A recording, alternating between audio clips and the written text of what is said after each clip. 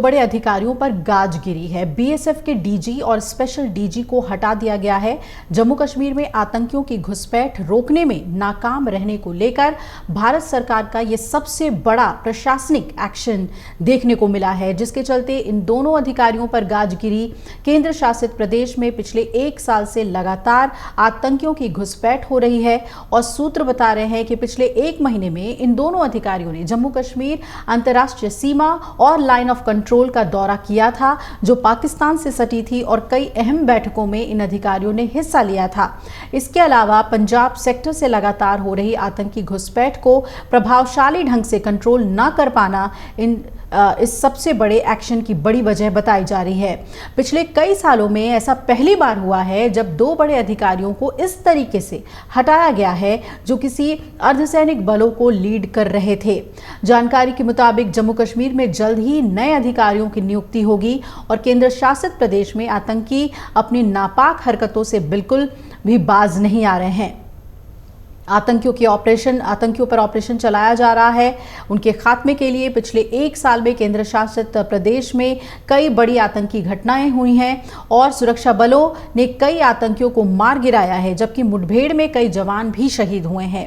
पिछले महीने देश विरोधी गतिविधियों में शामिल होने के खिलाफ एक बड़ी कार्रवाई हुई थी और देश के खिलाफ साजिश रचने और आतंकियों की मदद करने वाले 4 कर्मचारियों को बर्खास्त कर दिया गया था। इनमें 2 कांस्टेबल, 2 ग्रामीण विकास और पंचायती राज विभाग के कर्मचारी और एक स्कूल शिक्षा विभाग में जूनियर असिस्टेंट था। इन चारों पर आतंकवादी संगठनों से संबंध रखने का आरोप था। आतंकवाद के खिलाफ जीरो टॉलरेंस नीति के साथ ऐसे करीब 50 से ज्यादा कर्मचारियों की नौकरी भी खत्म कर दी गई है और इन सभी लोगों पर आतंकवादी संगठनों और पाकिस्तान की आईएसआई के लिए काम करने का आरोप भी लगा था। आपको बता दें, केंद्र सरकार जम्मू कश्मीर की सुरक्षा के लिए नए सुरक्षा मैट्रिक्स तैयार कर रही है और हाल के दिनों में जम्मू के क्षेत्र में हुए आतंकी वारदातों के बाद सरकार सुरक्षा को लेकर अलर्ट है। गौरतलब है कि पिछले 2 महीनों में आतंकी वारदातों में काफी बढ़ोतरी हो गई। खासकर पीर पंजाल के दक्षिणी इलाकों में कई वारदातें हुई हैं और आपको बताते चलें कि पिछले 3 साल की तुलना में इस साल सुरक्षा बलों की संख्या दोगुनी कर दी गई है।